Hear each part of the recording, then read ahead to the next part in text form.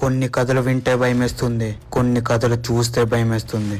అదే మా గనిగాడి కథ తలుచుకుంటేనే భయమేస్తుంది. మా గనిగాడా? మాట్లాడుతున్నాను కదా, మాట్లాడిని.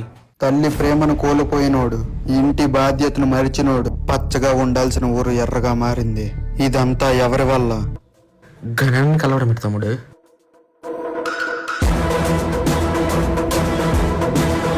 ఆ దేవుడు ఆడించే ఆటలో మనమంతా కీలు బొమ్మలం. చిన్న వయసులోనే పుస్తకం పట్టాల్సిన చేతితో కత్తి పెట్టాడు. కత్తితో పెరిగినోడు ఆ కత్తినే వదిలేస్తే అసలెంతకీ ఏం జరిగింది, ఏం జరగబోతుంది? గనిగాడు ఎవడు? గనిగాడిని చంపాలంటే మనిషి అయితే సరిపోదు, మగాడై ఉండాలి. కొచ్చనా కొడకల్లర్రా.